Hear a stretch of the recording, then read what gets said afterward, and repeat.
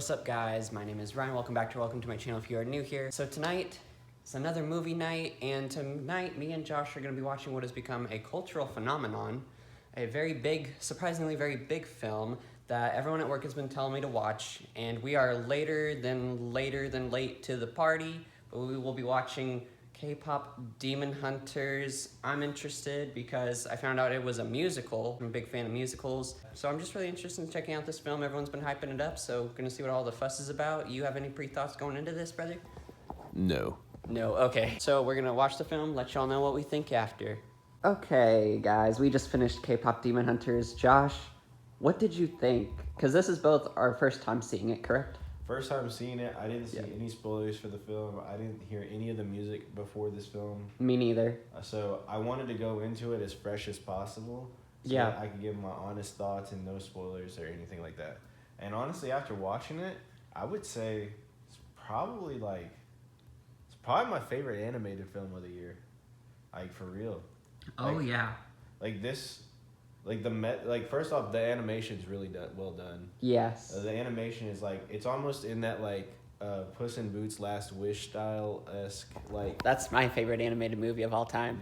Yeah. And it's you know what I'm saying, that Spider-Verse-esque style of animation. Yes. Not exactly, but it has that style of animation going on with it. Also, the voice acting was really good here. The characters were really funny. The characters were charismatic. Obviously, they're K-pop. They should be charismatic. Mm-hmm. K-pop's a charismatic genre. Everybody has great lines, great everything. The writing's pretty well done. For me, though, the standout is the messaging here is actually really dang good. The messaging is incredibly biblical, and I think it's if you pay attention to if you even pay attention to what's happening at the end there, think about this for a second. I'm gonna give this as a spoiler. Everything I'm about to say. Oh yeah, hold on. Spoiler alert. Everything I'm about to say, this is in the film. So in the final confrontation of the film, the Saja boys, what is their symbol? It's a lion. A lion? It's a lion. Oh, lion. Yeah, you're right. The lion comes to seek, kill, and destroy. 1 Peter 5:8, I think. Tell me, brother. Tell me that he didn't come to seek. Satan prowls around like a roaring lion, seeking who he may devour. Yeah. I'll put the verse on the screen. Yeah, something to this effect. I didn't get that correct, but it's the sentiment is proper there, right? Yeah. So the Saja boys, obviously this is Satan. This is the lion that has come to try and kill. And what is the solution? What is the solution to the lion? Or how do they defeat this lion? Well, for the longest time in the film, they have been just trying to suppress who they really suppress who they are, acknowledge their real faults. And so they're oh yeah, we just gotta not acknowledge our fears, not acknowledge our faults at all, not come face to face with them, just ignore them, keep pushing them down, and it'll all work out at the end. Yeah. And then come to find out, nope, that's not how you defeat the lion. That's how you give them ground. That's how you give them ground, and that's also how you let the foothold open. And that's if you keep it in the darkness, then the darkness starts to seep in, and then the darkness takes this big foothold, right? And so then at the end, she comes to face with her current status, and she's no, I can't deny this anymore. This is not the way to do it. I got to come to grips with who I am, and she knows that she's broken, right? And check this out. Even in the final song, it mentions acknowledging their sins, right? And then there's also some really cool things. So coming to the light, the light of the world. Who's that? That's Jesus, right? Right. But did you even catch when they say you're in the fire with us, and it's the three of them, and you Shadrach, Meshach, and Abednego. Isn't that crazy? And God is the fourth man in the fire. I'm telling you, bro, there was certainly a biblical message that was present in this film. There was the message was there. And obviously, another big thing, what are they doing? They're killing demons. Their whole thing is we're here to defeat demons. Yeah. Tell me, it's there's no way you could construe that as there were people who I saw saying K-Pop Demon Hunters is satanic and it's terrible. I'm I don't know how you could watch the film and think that. The K-Pop Demon Hunters are that's the model for how a Christian should be. They should be someone who doesn't live in darkness. You come to grips with your fault. You admit your fault to the Lord, right? Yeah. And then you live in the light. that's like I don't know what's more textbook for how you should live as a Christian. So I really enjoyed this film, and then the music, bruh. The music was top tier in this film. Like I loved the music. That last song gave me chills. Did it not? Was it giving you chills a little bit? Like I don't know. For me, the last song was pretty good, but the one that gave me chills was Golden, I think it's called. The Golden joint. Golden, Yeah. and then there was another one, but I can't remember what it was called. Yeah, but that last song, dude, it gave me like I haven't felt that way watching a movie in a long time. Oh yeah. Like I almost cried actually, like watching that last scene. I'm dead serious. I'm not even joking you, Ryan. Like I hadn't felt that in a minute. Any film that can make you feel like a type of way, like not just emotionally, but like it engages your brain, and because it engages your brain, it engages you on an emotional level. Like for me, it engaged like. I don't know. I did feel like my emotions. I was like, oh my gosh, like that whole ending song. Yeah, was like, one of the marks of a great film, it makes you care. Yeah, It makes you feel something. Yeah, this film makes you care. And so if I have to, I'll give my score right now, and then I'll flip it over to Ryan so you can hear his thoughts. Like honestly, dude, I'm giving K-pop Demon Hunters a 10 out of 10. Really? Yeah, because Okay. I mean. I don't know what like if I'm being honest, like what am I taking off for? The animation was top tier. The message was really good. This is one of the best messages in a film I think I've seen this year. The music is incredible. The humor is really good. The writing is really good. The stakes are pretty like got me invested. Yeah. Were they delicious? No. Oh yeah, like soda pop. I mean, it's just like a really dang good film. Josh, can you sing Soda Pop for us right now? No, I'm not No, gonna I'm sing kidding. it. We'll get I ain't finna do copyrighted. it. We'll get copyrighted because I'll sing it so well. No, but it was like this film was excellent.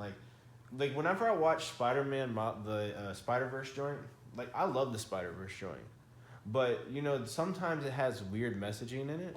Like you know, like in general, overall the message in like a movie like Spider-Verse is pretty good. But there's sometimes where like the messaging can be a bit garbage, right? Yeah. Or it's not, or it's misconstrued in a bad way. Whereas like when you watch a film like this, the message is just so good. Like I don't know why you have a problem with this film.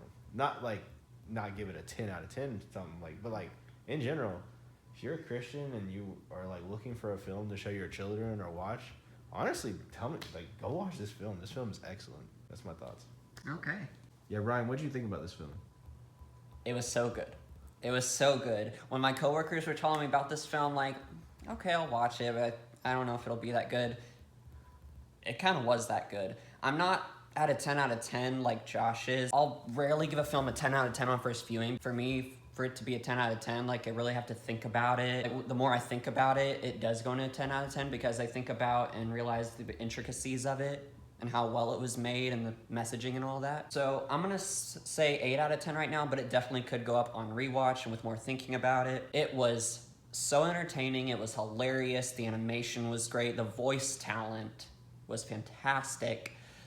The music, I'm a big music guy, I love musicals, and the music here, like Josh said, top tier, amazing stuff. The story, really good, just pretty much everything that makes for a great film, this film had, right? Mm-hmm. Like Josh said, there's a lot of good messaging I think we can pull out of this film. I was gonna bring this out, but Josh brought it out, what's his name, Guimau?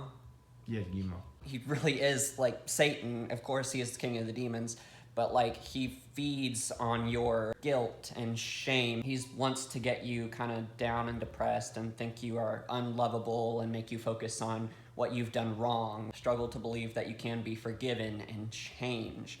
Like how we see him speak to different people throughout the film and get in their head and be that little voice in their head.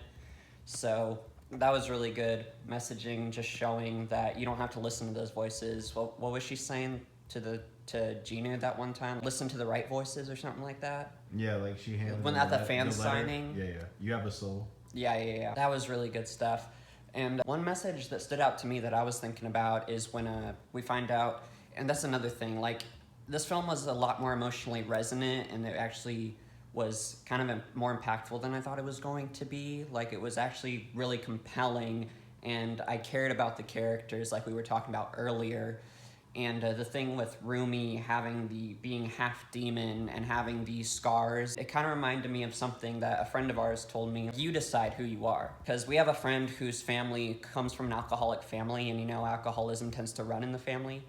But she just like completely cut it off. She's like, no alcohol in my household. I just thought that was a really good message, because I think that's a thing a lot of people struggle with. Like, they think they'll end up like their parents, and that's a really good message showing that you don't have to. Like, your parents do have a strong influence on you, but you're not them. You can be different. You can change. I just thought that was another really good message. Those people who say, like, you said were saying the film was, like, demonic and stuff, like, I can kind of see it. Like, maybe there's some agenda in there or not. Regardless of whether the messaging was intended to be really Christian or not, here's the thing with me about messaging for films.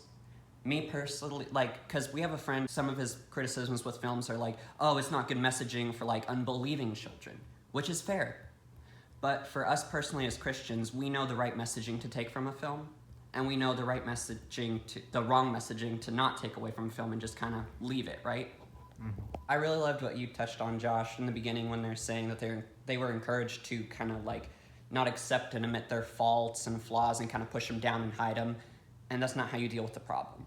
You deal with the problem by bringing it to light and being honest and telling the truth. Satan and sin thrives in the darkness. If you keep it hidden and don't bring it to light, you're believing the lie that everything's going to be all right and it'll get better. But no, that's what Satan wants you to believe. He wants you to keep it in the darkness so it can fester and grow instead of bringing it to light. And yeah, it's going to stink and hurt like heck probably sometimes, but healing comes after. This film just surprisingly had a lot better messaging than I expected. I just really enjoyed this film. Great messaging, just pretty much great everything. I'm really kind of looking forward to watching this again. I kind of want to watch it again soon.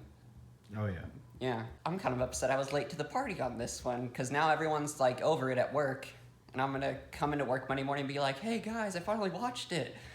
And everyone's going to be kind of like over it. Like, they'll be happy, but they'll kind of be over it. It's been out for a while. I don't know if this is true, but I've heard talks that they're thinking about doing a sequel.